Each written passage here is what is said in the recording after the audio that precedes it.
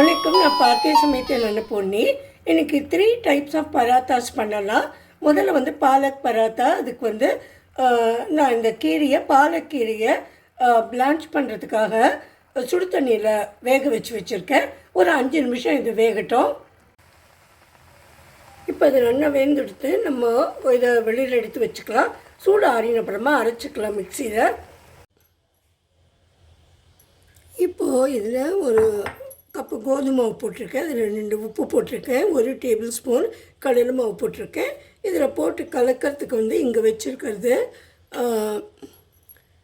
கொஞ்சம் தனியா பவுடர், ஜீரக பவுடர், சில்லி பவுடர், இது பெருங்காயம், அப்புறம் இது ஆம்ச்சூர் பவுடர், கொஞ்சம் மிளகு பவுடர்னு வச்சுருக்கேன். இதெல்லாம் இதில் போட்டு நம்ம கலந்து வச்சுக்கலாம். இப்போது கொஞ்சம் 1 டேபிள் ஸ்பூன் எண்ணெயும் விட்டுட்டு நல்லா கலந்துக்கலாம்.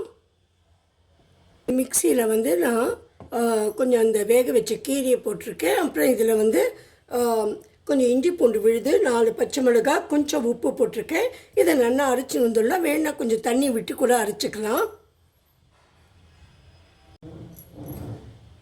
இப்போது நான் இதை நல்லா அரைச்சின்னு வந்துட்டேன். இந்த விழுதை நம்ம ஏற்கனவே போட்டிருக்கோம் இல்லையா, இந்த ஆட்டா, அதில் போட்டு நல்லா பிசைஞ்சுக்கலாம். இப்போ இந்த கீரையை அரைச்ச கீரையை இதில் போட்டுட்டேன். இது நல்லா பிசைஞ்சுன்னு வந்துடுறேன் நான்.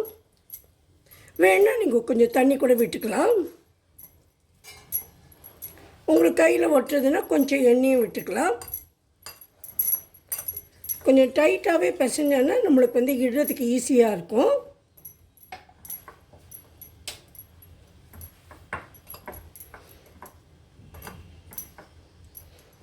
கொஞ்சமாக தண்ணி எடு.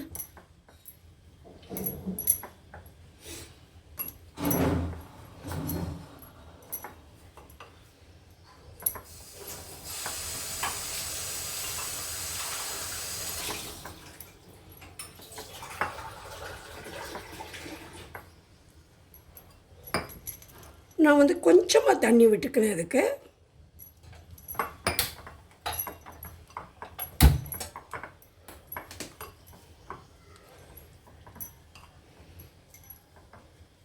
கொஞ்சம் டைட்டாகவே நம்ம பிசைஞ்சிக்கலாம். இப்போ ஆல்மோஸ்ட் இது பிசைஞ்சாச்சு. அதுக்கப்புறம் இதில் கொஞ்சம் ஒரு சொட்டு எண்ணெயை விட்டுட்டு நான் கொஞ்சம் வைக்கிறேன். அடுத்த மாவு பிசையறதுக்கு நம்ம போயிடலாம். இப்போது இதில் 1 கப் கோதுமை மாவு போட்டுருக்கேன், உப்பு போட்டுருக்கேன், கொஞ்சம் எண்ணெயும் விட்டுருக்கேன். நான் அடுத்ததாக பண்ண போகிறது இந்த வெங்காயம் போட்டு அந்த பராத்தா தான், ஆனியன் பராத்தா. அதுக்கு இங்கே நிறைய ஒரே ஒரு சின்னதாக மீடியம் சைஸாக இருக்கிற வெங்காயத்தை கட் பண்ணி வச்சுருக்கேன். இதில் என்னெல்லாம் போட போகிறேன்னாக்கா, இங்கே கொஞ்சம் மஞ்சள் பொடி, தனியா பொடி, ஜீரகப்பொடி, மிளகா பொடி, கொஞ்சம் பெருங்காயம், ஓமப்பொடி, அப்புறம் இங்கே கஸ்தூரி மெத்தி, இதெல்லாம் வச்சுட்டுருக்கேன். இதெல்லாம் அந்த வெங்காயத்தை கூட போட்டு நல்லா பிசைஞ்சுட்டு நல்லா மிக்ஸ் பண்ணிவிட்டு, அதுக்கப்புறம் இதை நம்ம எடுத்து வச்சுட்டுருக்கோம் இல்லையா, அந்த வீட் ஃப்ளார், அது கூட சேர்த்து நல்லா பிசைஞ்சுக்கலாம். கடைசியாக நம்ம உப்பு போட்டுக்கலாம். நம்ம அடுத்ததாக பண்ண போகிறது கேபேஜ் பராத்தா தான். அதுதான் கோபி பராத்தான்னு சொல்கிறா. இதுக்கு இங்கே அதே மாதிரி 1 கப்பு மாவு எடுத்துட்டுருக்கேன், கோதுமை மாவு. இதில் கொஞ்சம் உப்பு போட்டிருக்கேன். அப்புறம் இங்கே ஒரு துண்டு கேபேஜ் எடுத்து நல்லா சீவி வச்சுட்டுருக்கேன் சின்ன சின்னதாக.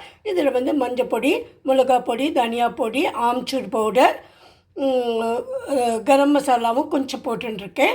இதெல்லாம் போட்டுட்டு இது கூட போட்டுட்டு நல்லா பிசைஞ்சுக்கலாம். நம்ம எண்ணெயை விட்டு பிசைஞ்சுக்கலாம். கொஞ்சம் உப்பும் போட்டுக்கலாம். கொஞ்சம் பெருங்காயமும் நான் இதுக்காக போட்டேன்.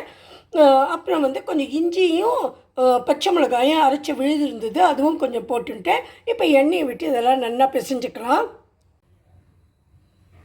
இப்போ நம்ம முதல்ல பிசைஞ்சு வச்சது இந்த பாலக் பராத்தாக்கு கீரை போட்டதுதான்.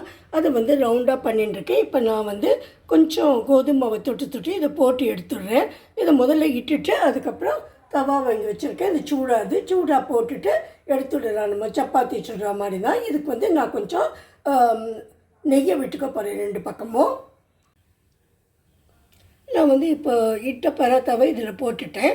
இது 2 பக்கமும் வேகட்டும். கொஞ்சம் நெய்யை விட்டு நம்ம எடுக்கலாம். இந்த மாதிரி நல்ல டாட்ஸ் வந்தப்புறமா, ப்ரௌன் டாட்ஸ் வந்தப்புறம் நம்ம எடுத்துடலாம். ஆனால் கோதுமை மாவு நல்லா வேகணும்.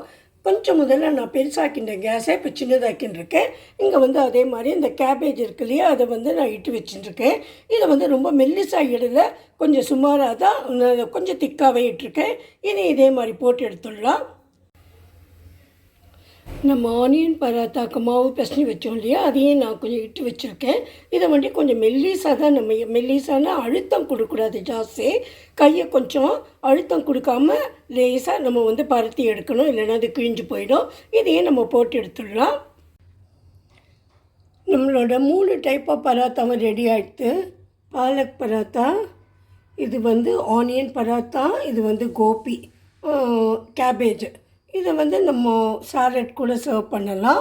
பெஸ்ட்டு வந்து ரைத்தா இல்லைன்னா கேர்டு, அப்புறம் பிக்கல் இது கூட சர்வ் பண்ணலாம். ஏன்னா நம்ம இதுலேயே எல்லாம் போட்டிருக்கோம் இல்லையா, வெஜிடபிள்ஸ் எல்லாம் நிறைய இருக்குது, மசாலாவும் நிறைய இருக்குது. It will be very tasty with curd and then pickle. Hope you all will like this. If you like my video, please subscribe to my channel. Thanks a lot for watching. Thank you. அடுத்த வீடியோவில் உங்களை பார்க்குறேன். Thank you.